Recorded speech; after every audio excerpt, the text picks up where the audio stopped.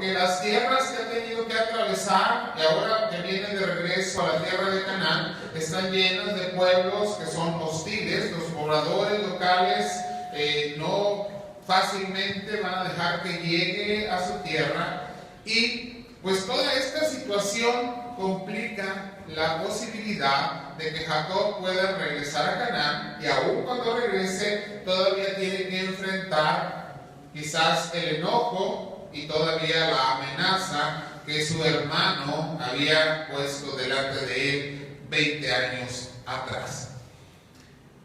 Además, no viene solo. Regresa con toda la familia que el Señor le ha permitido tener, con todas las riquezas que Dios le ha dado, ha puesto delante de él durante estos 20 años que ha estado lejos de su tierra. Sin embargo, y una de las cosas que tenemos que entender en esta mañana es que Dios siempre va a cumplir su propósito en cada uno de nosotros. Y es Dios el que va a poner la forma en que Jacob regrese a su tierra, enfrente los peligros, pueda presentarse delante de su hermano, y no solo Dios va a operar en las circunstancias que podemos ver a simple vista, sino que Dios va a obrar y cumplir su propósito de una manera espiritual dentro de la vida de Jacob. Pero sí tenemos que reflexionar qué es lo que está pasando y afectando la vida de Jacob, y cómo esto que Dios permite es parte del proceso por medio del cual Dios está obrando en su vida y que le va a llevar a una transformación de la vida de este hombre. El mayor obstáculo que tiene que enfrentar Jacob en este regreso a Canaán le espera al final de toda esa travesía difícil y peligrosa: Esaú. Esaú, en este tiempo del regreso, si analizamos un poquito la palabra y estudiamos acerca de la geografía, se ha movido al territorio de Seir, un territorio sudeste del Mar Muerto, y se ha unido con un pueblo llamado los Ureos, y ha formado una comunidad político, económica o étnica que se llama Edom. Más adelante en la palabra vamos a oír acerca de los edomitas, y Esaú ahora es parte de ellos, un pueblo aguerrido, un pueblo con armas, un pueblo que no fácilmente se deja convencer, y son sus aliados. Si hace 20 años de manera solitaria ha amenazado a su hermano de muerte, bueno, ahora tiene toda la capacidad para cumplir esa palabra que le había dado, y pues Jacob no sabe si su hermano sigue todavía enojado. Pero Dios está moviéndose en la vida de Jacob. Dios está moviéndose para que regrese a su casa, para que regrese a la tierra de Canaán, porque Dios está cumpliendo el plan perfecto que tiene desde la eternidad para el desarrollo de la vida de Jacob y el pueblo de Israel que se levantaría en su descendencia. Dios está cumpliendo su palabra, Dios está cumpliendo sus propósitos que ha dado. Y nosotros tenemos y vemos la historia bíblica y la historia humana que ha dado Abraham, y que pasan ahora a la vida de Jacob después de haber estado en la vida de Isaac, su padre. Acciones va a tomar Jacob, pero Dios va a mostrar en su propósito qué es lo que tiene que hacer y cómo esto es parte de la bendición, cómo es esto parte de lo que Dios está proveyendo en su vida y que tiene un propósito para su cumplimiento. ¿Cómo hace Jacob para prepararse para enfrentar a su hermano? Bueno, podemos leer versículos atrás que para presentarse delante de Esaú empieza a mandarle mensajeros. Va y le hace ver a Esaú que no viene con un ejército, que no viene a apoderarse de la tierra, que viene de hecho en una manera humilde delante de él, y está previniendo de alguna manera a Jacob que se vaya a levantar algún intento destructivo en contra no solo de él, sino de toda la familia que viene acompañándole. Y con las palabras que le manda decir a Esaú, que ahora es un siervo, pero que ahora está lleno de riquezas, lo que está diciendo es: sí, me someto o me sujeto delante de ti, pero además no voy a ser una carga para ti, porque Dios me ha dado bendición. Y empieza incluso a compartir a la distancia con su hermano parte de las riquezas que Dios le ha dado. Sin embargo, Dios desde ese momento está obrando, y el hombre puede planear cosas de manera política, cosas de manera reconciliatoria en un pensamiento muy humano, y Dios quiere mostrarle algo diferente a Jacob. ¿Qué es lo que Dios empieza a hacer cuando Jacob viene en camino, temeroso, planeando cómo reconciliarse con su hermano? Dios le muestra que Él está contigo. Y esto es una manifestación de Dios de manera espiritual. Al ir en continuo, o al seguir caminando hacia el encuentro con Esaú, y posiblemente ante la respuesta de la oración que seguramente estaba levantando delante de Dios Jacob, Dios se manifiesta de una manera bien hermosa. Y son unos cuantos palabras en algunos versículos los que nos muestran cómo Dios envía delante de Jacob toda una hueste de ángeles. Y los puede ver que ahí están delante de él. No solamente un grupo, sino dos grupos que se ponen, uno a su derecha y el otro a su izquierda, para manifestarle que la presencia, la bendición, el cuidado de Dios está con él.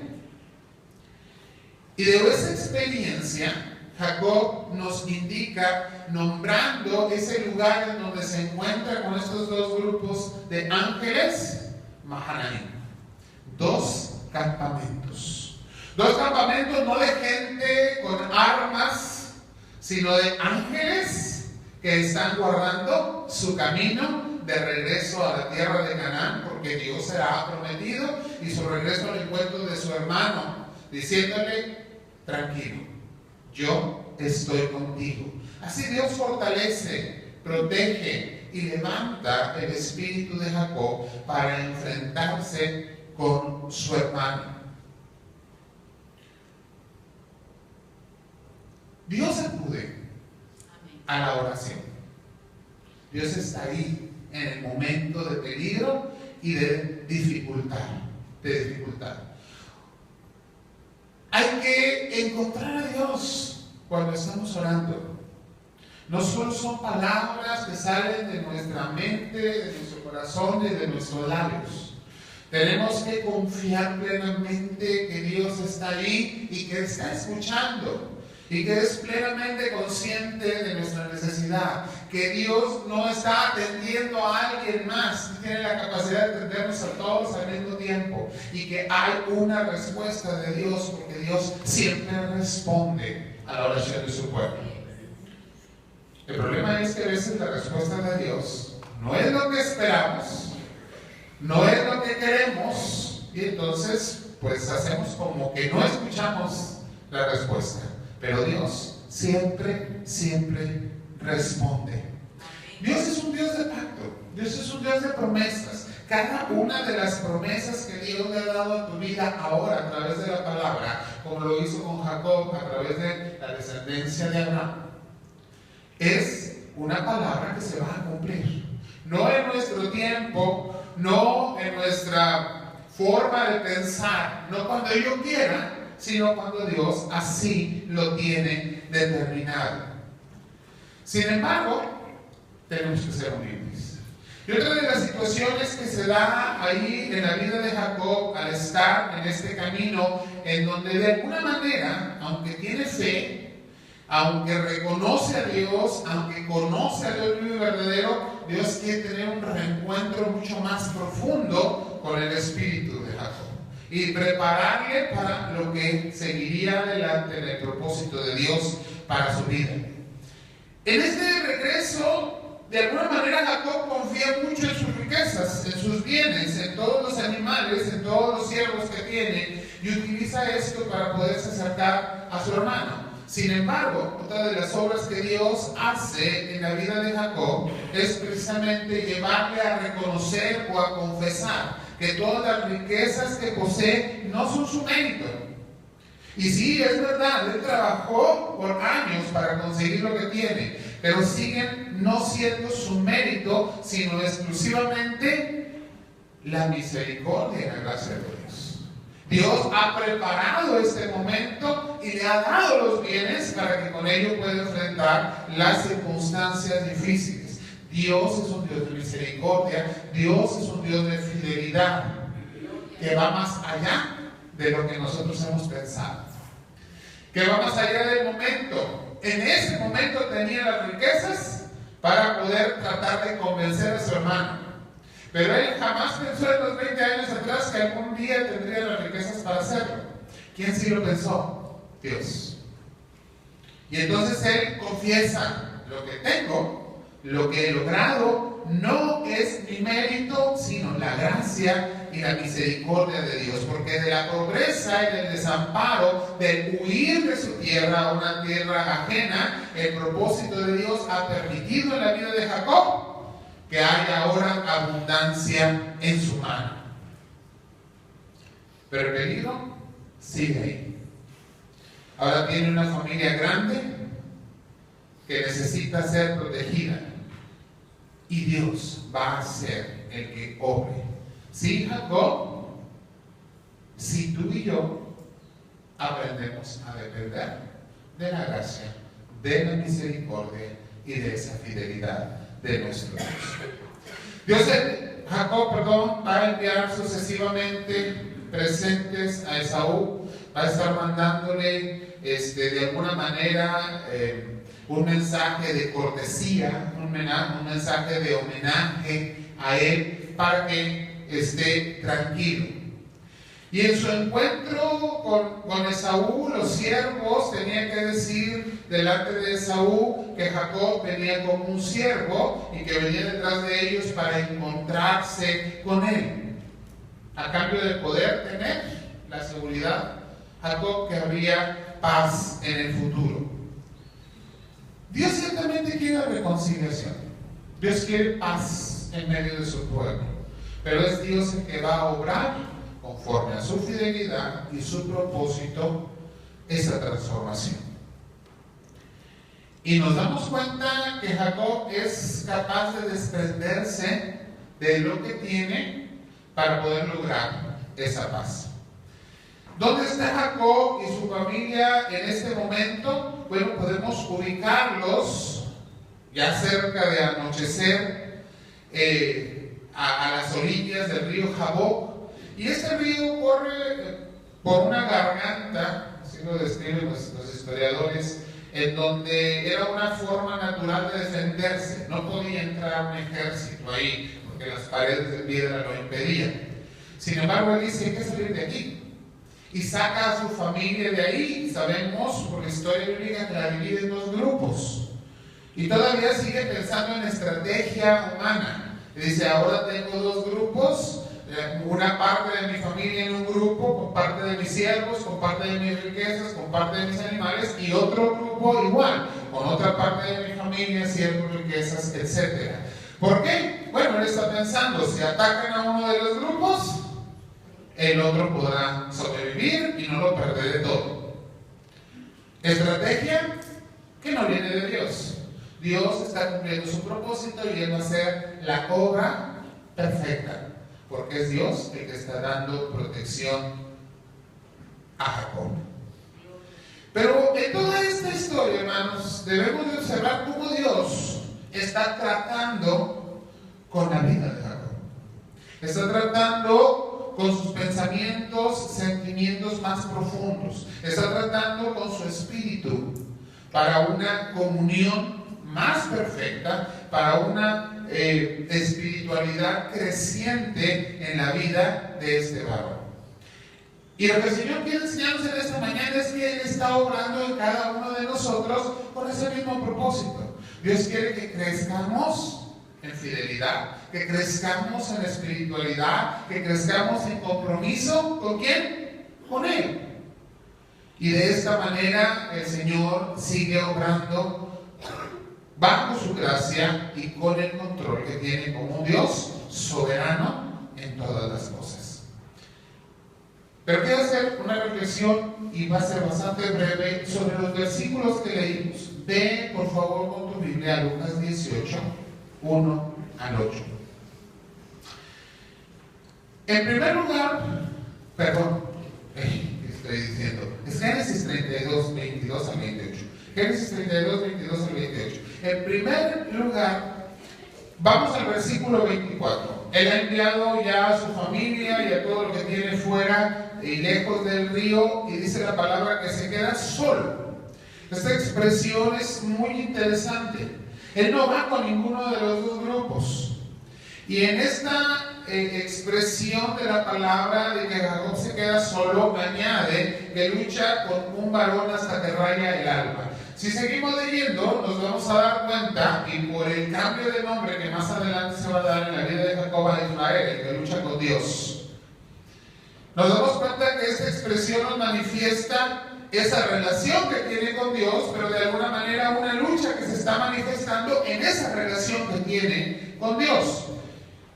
En esas circunstancias, hermano, en que tenemos que enfrentarnos, o más bien que Dios nos confronta con nuestra realidad, siempre se genera una lucha. Somos carne caída, carne que todavía se manifiesta el pecado en cada uno de nosotros, y que muchas veces, como explicaba hace un momento en las acciones que toma Jacob, son la respuesta de nuestra mente y de nuestro corazón, pero no conectada necesariamente con Dios.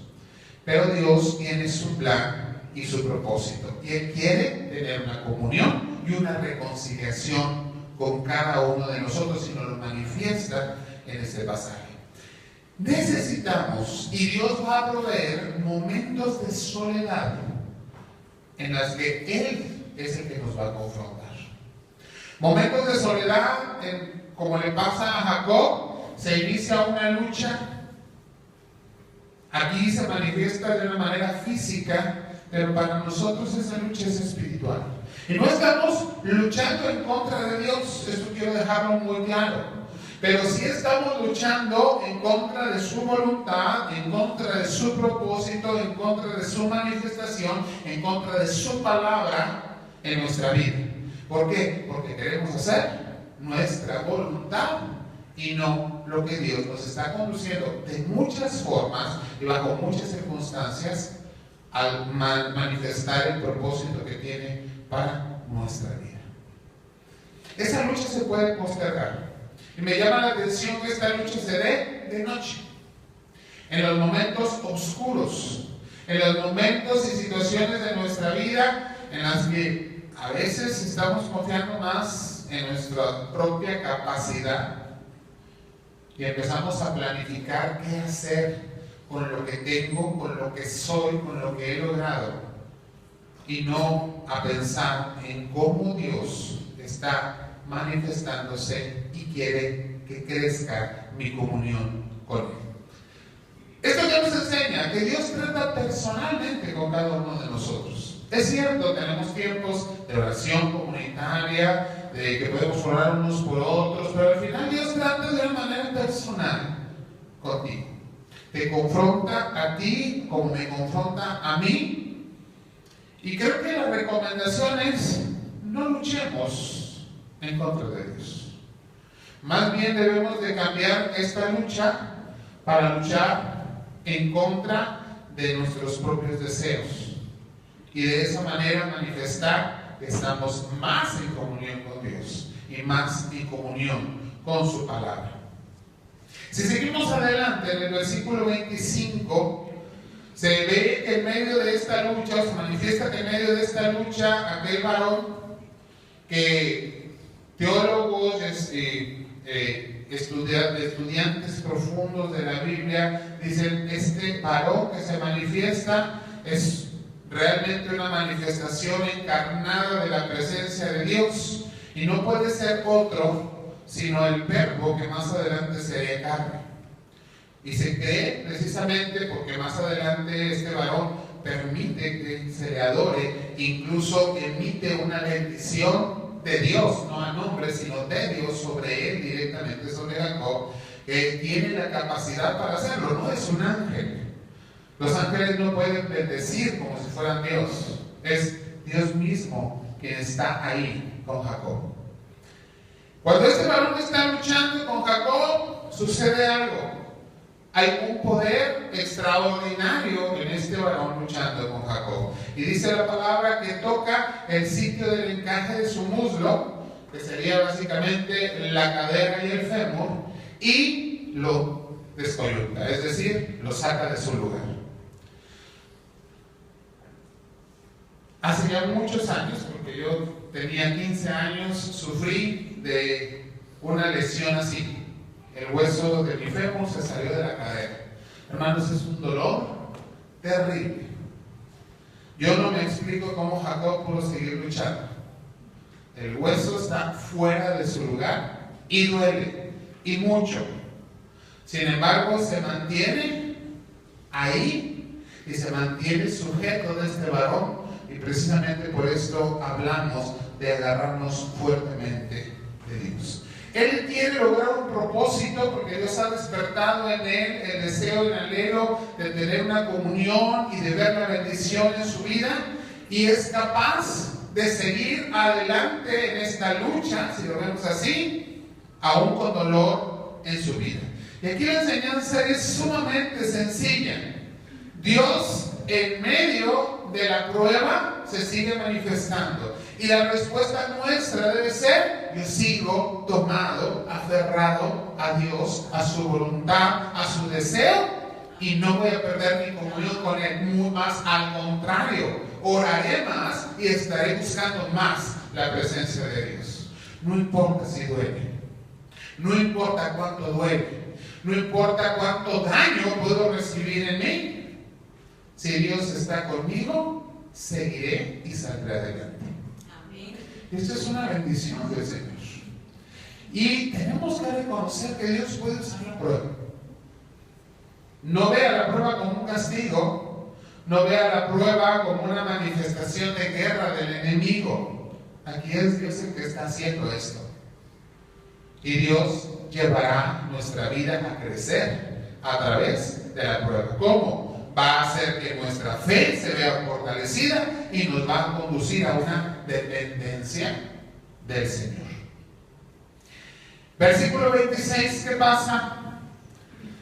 En medio de ese dolor tan fuerte que está sufriendo Jacob, después de toda una noche, dice aquí, de lucha, le dice: no te dejaré si no me bendices. Y aquí inmediatamente me recuerda y relaciona este pasaje, y por eso lo leímos en la lectura devocional, Lucas 18. Lucas 18, la historia de esta viuda que va continuamente con el juez y le dice: hazme caso, resuelve mi situación, trae justicia a mi vida. Y a veces equivocadamente pensamos, por la estructura de esta parábola, que Dios es fácil de convencer, o que en algún momento se hartará de lo que le estamos pidiendo y nos va a dar lo que queremos. Cuidado, esta no es la explicación. La explicación está en los versículos, o en el versículo anterior a esto. Dice Lucas 18, capítulo 18, versículo 1. También le refirió Jesús una parábola sobre ¿qué? Dice sobre la necesidad de orar siempre y no desmayar.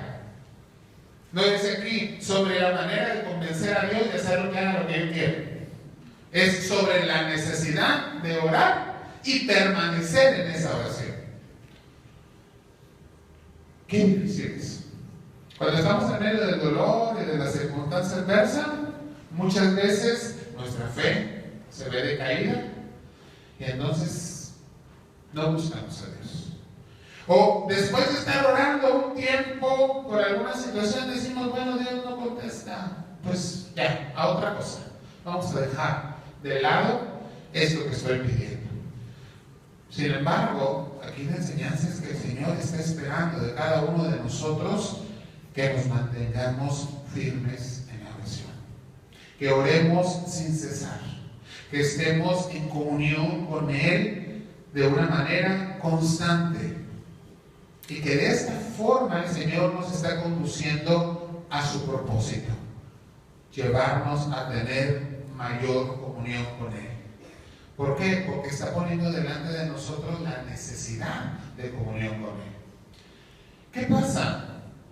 Tenemos que estar seguros de que el Señor está ahí, de que Dios está escuchando y de que Él va a obrar. Conforme a mi voluntad, no, conforme a su voluntad, porque es Dios quien es soberano. No vamos a cambiar el plan de Dios. Ninguna oración va a cambiar el plan de Dios. Nuestra oración debe ajustarse a la voluntad del Señor y lo que Él está haciendo en nuestras vidas. Necesitamos orar conforme a la voluntad de Dios. Dios le da la bendición a Jacob. Y no es una bendición en la cual le dice: no te preocupes, ya cambié el corazón de Saúl, no viene guerra, todo está tranquilo. Aunque Dios así lo hace a fin de cuentas. Lo que el Señor le va a decir a Jacob es: ¿cómo te llamas? ¿Quién eres tú? ¿Quién eres ahora? Después de analizarte al estar en comunión conmigo. La respuesta de Jacob es decir: yo soy Jacob. Cada uno de nosotros tenemos un nombre, pero cada uno de nosotros podemos identificar quiénes somos internamente. El problema es que nuestra capacidad de analizarnos a nosotros mismos, la mayoría de las veces, es al compararnos con otro ser humano, que igualmente es pecaminoso y caído. ¿Con quién debemos comparar nuestra vida? Con la manifestación en carne de Dios, con Cristo. Cuando nos comparamos con Cristo, nos damos cuenta de quiénes somos. Y aún en medio de esa circunstancia, porque si lo pensamos bien es adversa, decir, como dijo el salmista: yo soy gusano. El Señor le dice: pero tú ya no eres más Jacob, ahora te llamas Israel. Y este nombre es parte de una promesa. Este nombre es señal de una transformación. Este nombre le indica a Jacob que verdaderamente cumplió el propósito de Dios. Se enfrentó a él y ha salido victorioso, no por sus fuerzas, sino porque Dios en su misericordia se lo ha permitido. Ya no eres más Jacob, ahora eres Israel. Has luchado y has vencido. Y si has vencido en lo interno, si has vencido en lo espiritual, si has vencido porque Dios empieza a obrar en ti la bendición de la transformación, la lucha con los hombres, claro que tendrá como resultado la victoria. Porque no depende de lo que yo soy y no depende de lo que yo tengo, sino del propósito de Dios en mi vida. Hermanos, entender esto muchas veces es tan difícil. Somos seres humanos confiando en lo que somos, en lo que tenemos, en lo que logramos. Y el propósito de Dios no está por ahí. Nos dará bendiciones materiales, todas las que Él quiera, y podremos disfrutar de ellas. Pero si no alcanzamos esta transformación de confiar en Dios, de tener comunión con Dios, de aprender a depender de Dios, de saber que es Dios el que va al frente por nosotros, entonces estaremos confiando en lo equivocado.